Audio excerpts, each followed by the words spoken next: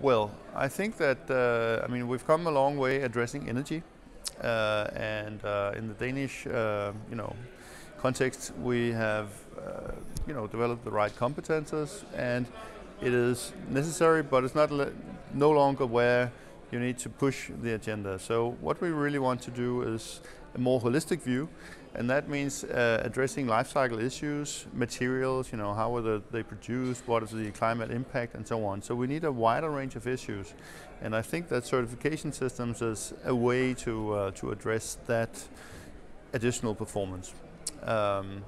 So certification, I think, is a trend that is growing quite a lot.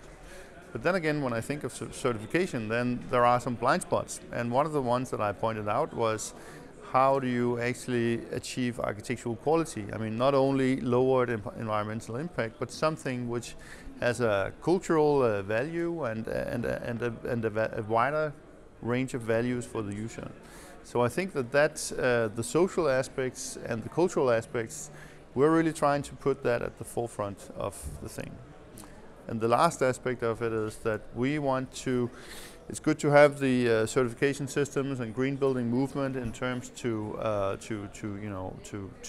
produce some showcases, but we really also want to raise the bar for the average construction level. So we want to move sustainability into regulation for the entire construction sector.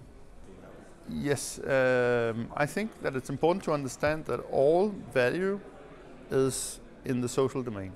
It's a question of what you like, and then whether you want to pay for it, or whether it draws your attention, and you get some great experiences from that. So value is about perception, and it's about creating something of quality.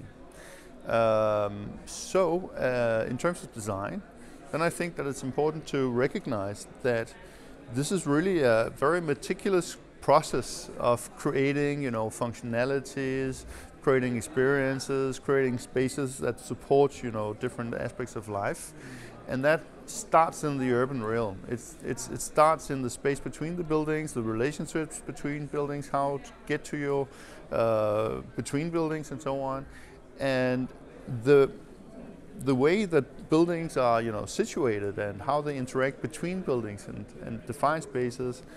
That's the first step of creating a great space. And then that continues to the way that the building is designed, how the overall layout is structured, how the facades and openings are structured, and so on, and into the technical services.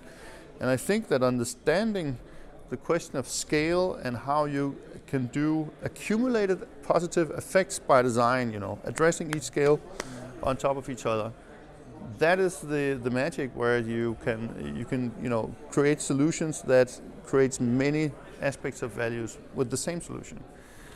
So understanding scale is really crucial to that. And actually, scale is also related to life cycle aspects, such as the durability. Urban scale changes quite slowly.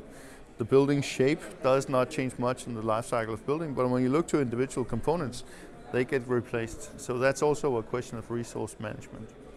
I think that the certification systems has they've had a history, a sort of an evolution, and the first step was addressing energy, and then addressing environmental issues, and so on. And if you look at the LEED system, it's still very much an environmental certification system. So I think that there's a need for improvement, also to address a wider range of social issues, and to include life cycle thinking to a wider degree, and also the cultural issues. What is actually the quality of the overall architectural idea, guiding this?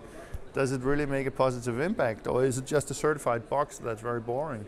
I think we can't afford the risk of just gaming the system and doing cheap boxes, cheap platinum boxes, that nobody really cares about. I think we need to create something that is exciting, that involves people, and where people feel that their lives are supported and taken care of. Well, I mean, there's a lot of labels. In Denmark, we use the DGNB system, and we have developed a an evaluation process that actually tries to support the architectural design process and achieve better results. And I'm very excited about how that turns out. We're just about to finish the first evaluation process, and it looks really promising. But I think that we can go beyond the present state.